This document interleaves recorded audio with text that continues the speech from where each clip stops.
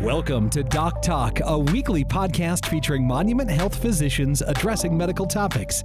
Tune into your health with Monument Health. Hello again, everybody, and welcome to another edition of Doc Talk with Monument Health. My name is Mark Houston, and today we're going to give you the first look at something brand new that's coming to Monument Health, the Hip Preservation Institute in Rapid City. And this isn't just another clinic or department, from what I understand. This is a dedicated team focused on keeping hips healthy, strong, pain-free before any major surgery becomes the only option. And today, we're sitting down again with Dr. Kenneth Milligan, who is now like a 2 or 3 timer here on the show, yes. Right? And I guess Dr. Eric Krohn. I don't know which of the episodes you've done is going to go first, so we're going to pretend this is your first one too. All right, Sounds just to good. make sure. Yes, glad to be here. Yes, thank you. Whole new Thank room. you for coming in. So we're going to kind of pull back the curtain here on what this new institute will offer, how it's going to change patient care here in the Black Hills, and why, I think most importantly, hip preservation matters more than I think a lot of people understand, right? Yes. So let's start simple with this. What exactly is hip preservation? Yeah, so I think really the main thing to kind of think about is hip preservation is aimed at treating painful hips that don't have arthritis. And so typically when we initially thought about hip pain, there were pretty much 2 categories. Patients who had arthritis who were offered total hips, and then patients who did not have any signs of arthritis who were offered nonsteroidal anti-inflammatories, maybe physical therapy, and told that that was all they could do, and to come back when they developed arthritis to have a total hip. So really quick, just we've heard the term arthritis a million times. Yes. What does that mean in your hip? Yeah, so arthritis is really probably the most simple way to talk about it is that in your hip, which is a joint like most of your joints, there is cartilage. And arthritis is really the destruction or essentially the wear and tear of that cartilage that's inside your hip. So arthritis is cartilage damage, Exactly. cartilage Yep. damage, I guess. Yes. Okay. Yep. So is preservation obviously is like you kind of explained is different from hip replacement, right? Yes. Why is right now the right time to be bringing this into Rapid City, do you think? Something like this? Because Dr. Milligan is here.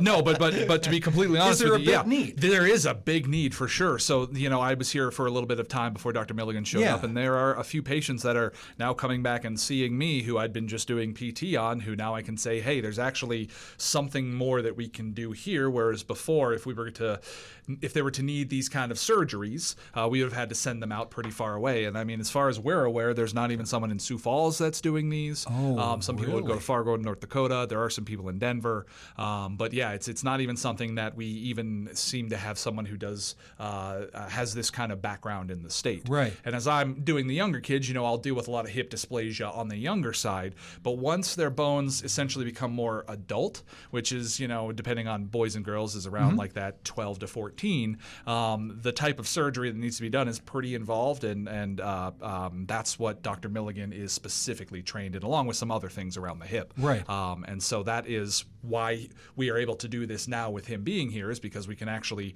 provide these surgeries that we really didn't have the skill set for before he came. That's awesome. Only because it's because of where we are as a community, right? Yes. We're in the middle of a lot and nothing. Space. Yeah. Yes, Right? yes, it's a lot of space. Yeah, Yes. you've got to go to Denver or Rochester or Sioux Falls or Fargo and for a lot of people that's just not realistic. Yeah. Right? Is that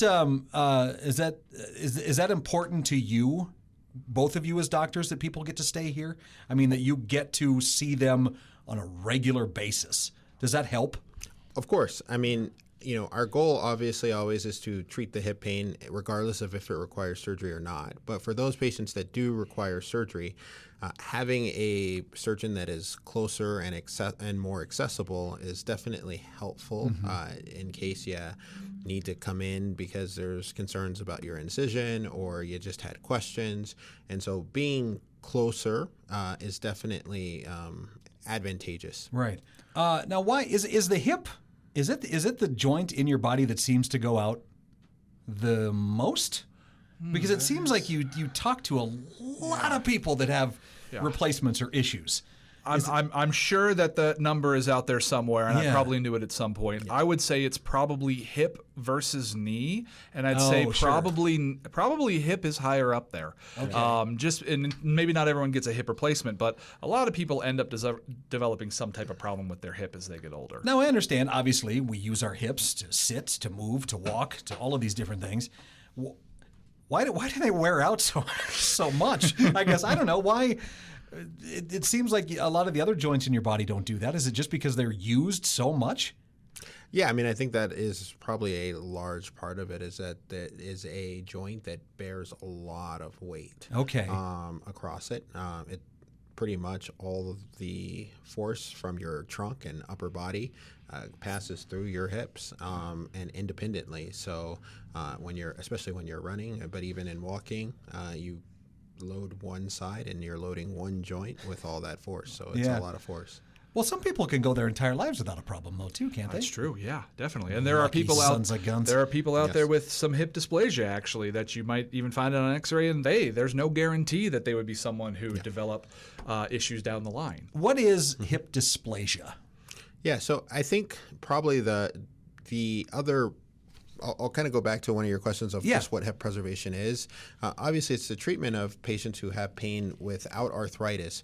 But one of the kind of important parts to that is that when you're looking at that question of who gets arthritis and who doesn't get arthritis, we do see that there are certain things that predispose patients to getting arthritis. One of those is hip dysplasia, which is where your socket is maybe not properly fully formed, or that it doesn't come around your femoral head or the ball of your hip fully. And so that can then lead to abnormal biomechanics and breaking down of that cartilage prematurely. There are other conditions that can also cause that.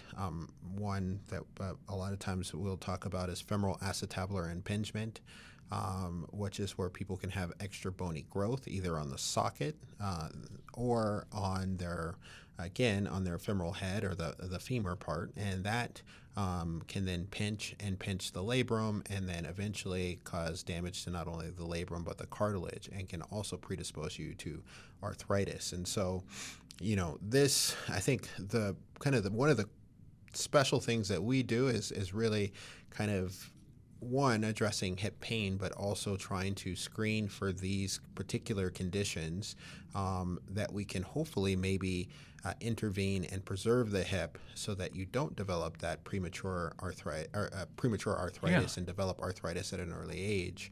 So just kind of catching it ahead of time. Exactly. I mean, obviously. Well, for people that are listening who have hip pain but haven't seen a doctor, what are like the early signs that they just should not ignore when it comes to your hips? I would say deep groin pain with activities. Yeah. Or just even pain with activities that just, especially if it's the kind that starts and you stop doing your activity and that pain is staying around, you really fire it up. I mean, your hip should not be hurting with every time you're taking a step or doing a jog or something like that. And deep groin pain is the classic area where people they feel hip pain. Now, when you say groin pain, where in the is it in the front? Right in that front where the crease is in between your thigh and your genital area. That is the area where you'll feel deep groin pain. So it's really not on your on the side. It can be, but not the classic one. People might say, "Oh, I feel like I had a groin pull," or "I keep having a groin pull," or something like that, and that might be a sign that it's something is injured in there, but it's not the muscle in your groin that you're pulling. It's pain coming from the hip joint that you're perceiving in that area, and then that's what some people might diagnose you with. It's just a groin pull. Well, it happens over and over again. That's something to. I guess if I would have felt that pain, that's exactly what I would have thought. I would never have considered. That's my hip hips. joint could be yes. Yep. That is really good advice for people to hear. Yes. For sure. If you feel that, come and see us. Yeah, absolutely. Now, what kind of patients are going to benefit most from an institute like this? Is it going to be athletes, weekend warriors, every day? I would say probably who might benefit the most, just because going after just like how much time they could benefit, it would be the younger kids, or it'd be the younger adults and the older kids, like in that adolescent group. Because if you can find their hip issues early, there might be a chance you can treat them with just therapy, and they have some micro instability. You just have to make their so the hips moving around a little bit, and that's what's causing pain. You do some good directed therapy, they're a lot stronger, their pain goes away. Well, that's fantastic. They didn't need surgery, and then hopefully that's just some extra exercise they need to do for the rest of their life. But no, I would not say that it's just that group. They just have the most years to potentially have hip problems, and you kind of nipped it in the bud. But no, we're around for Dr. Milligan will definitely do hip issues in the full gamut of ages. I will do hip issues in the younger groups, and in that kind of young adult group, that's where him and I really convene on if these are ones that need to proceed with some larger surgery. Okay. But I mean, we'll do that larger surgery, and even up to 30 years old sometimes. And just because you're in your 30s and you have hip pain doesn't mean that you need that surgery or there isn't something we can do. There are other things we can do with the other people in our institute, like the physical therapists, the sports medicine doctors with their ultrasound and their injections. So who benefits the most? Numerically, probably the younger people, but everyone, if they're having hip pain, could come and see us, and we would, even my wife, who's a general surgeon, is someone who we can consult if their hip pain turns out to be hernia pain, which is something that can also happen in that area. So you guys must, do you work together? Yes. Okay. Yeah.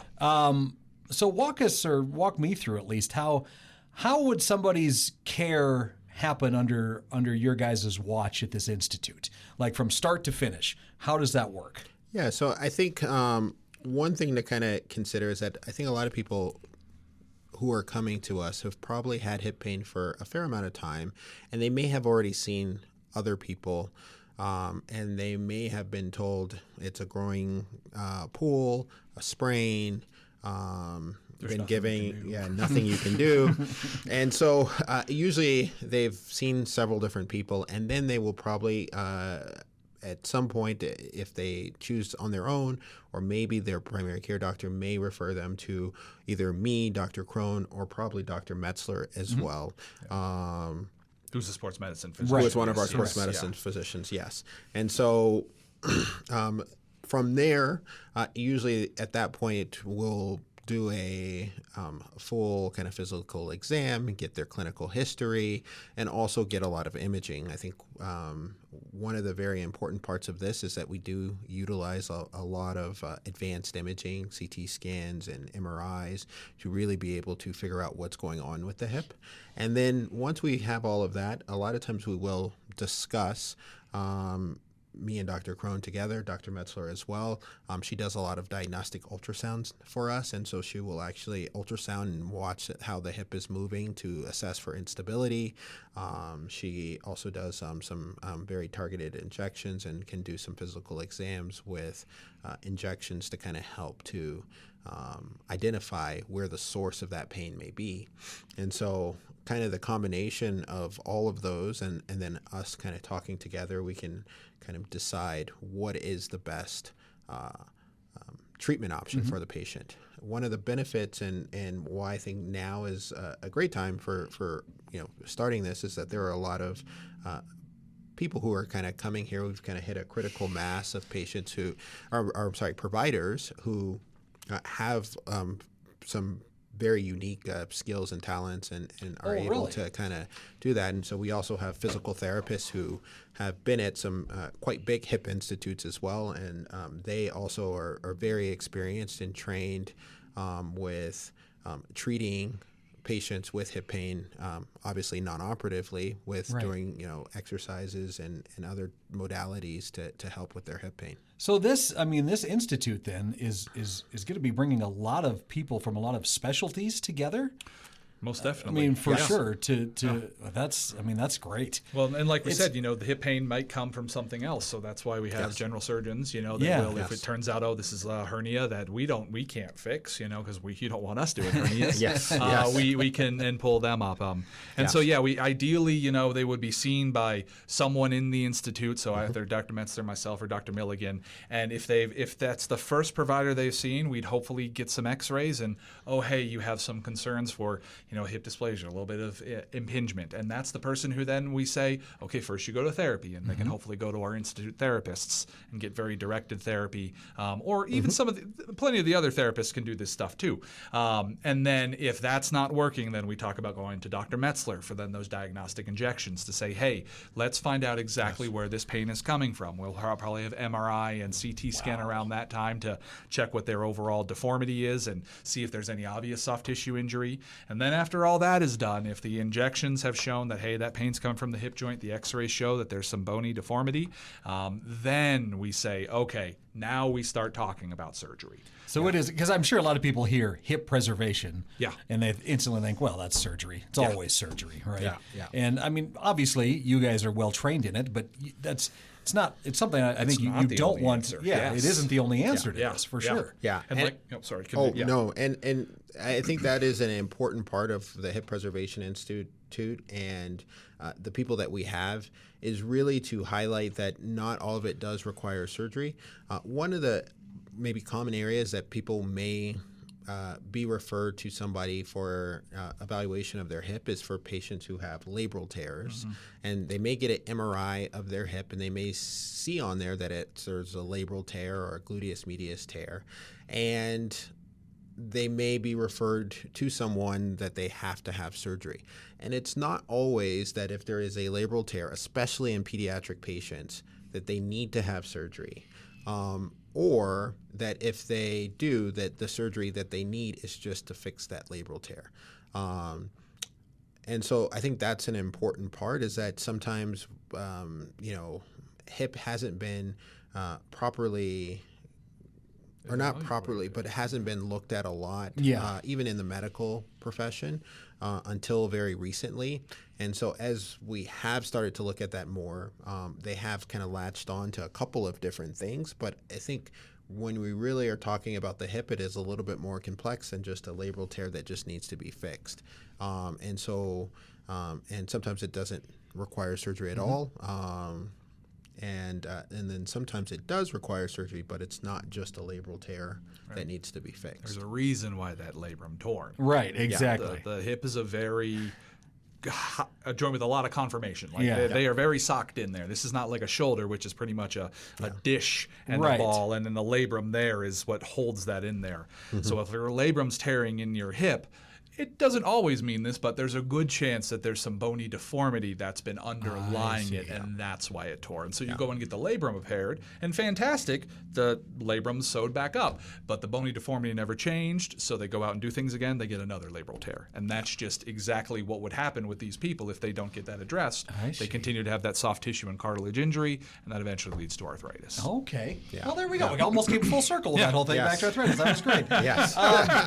What's one of the most common myths or misunderstandings that you hear about that you would love to clear up right away? I mean, I think that is one of them. Is certainly definitely that if a labral tear that needs to be either addressed. A lot of times, if we're talking about young patients, they really shouldn't have labral tears. And so if a young patient has a labral tear, there usually is a bony abnormality that may be causing that labral tear. Older patients can get a labral tear as part of just wear and tear. And so if it's a 50-year-old, 60-year-old who has a labral tear, that's not so much something that needs to be surgically repaired. That's something that we need to kind of optimize with non-operative treatment, and then maybe down the road they may need to have a hip replacement. Probably the other big misconception is that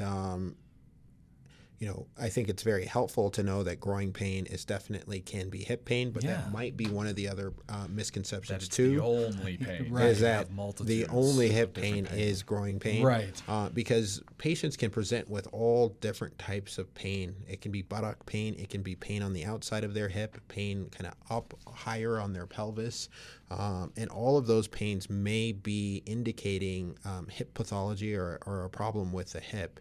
And so if you're having any kind of hip pain, especially pain with range of motion of your hip, you should definitely, try to seek evaluation of that pain. When it comes to taking care of your hips, are there things you can do to lessen a lot of these things we've talked about today? I think that would be a tough one with some of the things that, I mean, the reason why we're surgeons. Right. If it's something that's going to need surgery, Right. it's probably not something that you're going to be able to fix at home. But Right, exactly. If you're someone who we evaluate and we say, hey, we're a little worried about your bony alignment, Yep. and we put you into therapy and the therapy works, well, then the most important thing, I think, is doing the home exercises with therapy. But Right. to say that there's something that people should be doing at home to just, like your back, Yes, or you're right. supposed to always lift in this position and whatnot. There's not really good ways to just save the hip. I'd say the bigger thing is if it's hurting, don't ignore it. Another PSA for you is if your kid is quitting sports because they're hurting, bring them in. I won't say for sure that we will find the problem, but especially with a lot of the people who we have, the younger people that we've signed up for the involved surgery where we really move that bone to help with the hip coverage. These are people who were active and they've quit all their sports. Kids aren't supposed to do that from pain. Like if you don't want to, okay, I'm not going to be able to fix that. Right. But if they're saying they hurt and I don't want to do gymnastics, I don't want to, go and do my cycling, I don't want to do track, that's not something that a kid should be saying. Yeah. And there may be something else going on. Well, you'll see, and I'm bringing a lot of this back to around terrible advice that you get on social media, TikTok specifically. Yes. But people will be showing you lots of exercises you're supposed to do that supposedly can help your hip, help the joints, help everything stay lubricated or whatever. How much of that's BS and how much of that is, I'm assuming too, overweight must also be, is that a thing as well? That would be a huge factor. Okay. Yes, you're overloading your joints. Right. And it's just, then that's something you can control. Yeah, you can't really exactly. control your skeleton. Right. You can somewhat control your muscle mass, but just your overall amount of weight that you're carrying around, if you can reduce that, that will make your hip pain better. And that would be, if someone comes and sees us and that's a major factor, that's also in that non-operative management. Like, well, let's see if you can lose some weight and this makes your hips feel better. If you've got a little mild dysplasia, maybe that extra weight is what's really causing it to load that edge. You drop 20 pounds, and I'm just guessing. No, right. And then your hip pain goes away. Well, then you're probably someone who doesn't need surgery. We just need to keep it up. Yeah. Right. But in terms of the stuff you see on TikTok with, stretching and range of motion, I mean, I think yoga and that kind of stuff is fantastic for your overall, just health and well-being. You're stronger, you're more flexible. But if you have a bony issue that is causing soft tissue breakdown, stretching your hips out is not going to be the thing that saves you. Yeah. It's not like, if you just stretched your groin out, you would have been fine. That's kind of big news, honestly, though, really. Because a lot of people think, well, how much, and this is, I don't know how off track this is getting, but how much muscle is in there? Is there a ton that's around there? Yeah. Now having, so let's say guys that squat or do things like that with their legs, is that bad for your hips or is that helpful when you're developing those muscles? Good. Is it good? Yeah. Is it really? Yeah. Up to a point. Okay. Of course. Like anything. Yeah. So, I think that if you have these bony abnormalities, you're going to notice a problem with squatting and doing those. And either dysplasia will kind of sometimes cause that. Or if you have a big cam deformity and you're doing a lot of deep squats, you're going to notice that and it's going to be painful. That you can't, that we were talking about. and that's where you impinge. And so you can't stretch past that.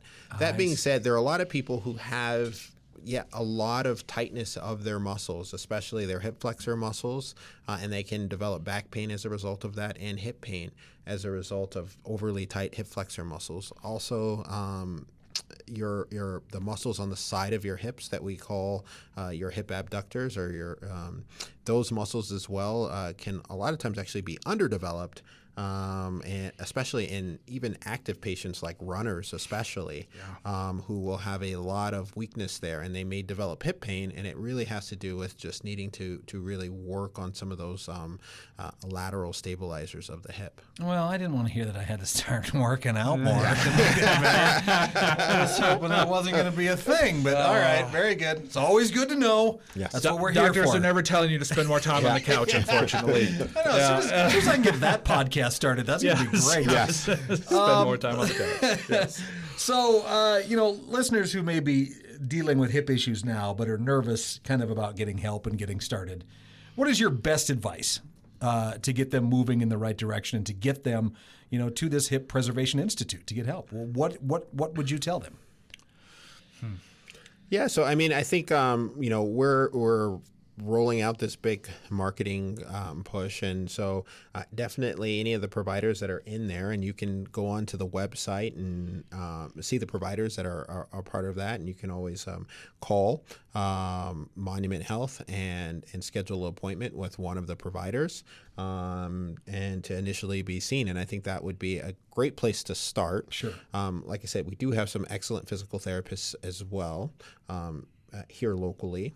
And they're also used to also working with some of the physical therapists around town, also to kind of help modify and know what to work. So even if you're, maybe looking at this and you're in a couple cities away from us or a couple 100 miles away from us, we can still kind of help with either directing physical therapy and directing some of that care as well. But at least it allows you to have a diagnosis. And I think that's one of the important parts is that we really want to get a diagnosis for you. Yeah. And then we can direct our treatment, not necessarily doing a treatment and then seeing if it works or not, and then trying another treatment. What we would like to do is to get you a diagnosis and then kind of structure our treatment around that. Well, I think this is just going to be, as we mentioned earlier, this is going to be huge for Rapid City. Just for the fact that, again, people with this pain and with these issues, they don't have to travel. Yes. That's the biggest deal. So, I'm super excited for this. And I know, having talked to both of you guys here before, that you care about what you do, you're passionate about what you do, and, you want to just make sure everybody lives the best life they can live with whatever they've got, right? That's what we're here for. Dr. Kenneth Milligan and Dr. Eric Krohn from Monument Health and the Hip Preservation Institute, thank you both for coming in and talking. I appreciate it so much, you guys. Thanks, Mark. Appreciate it. Thanks.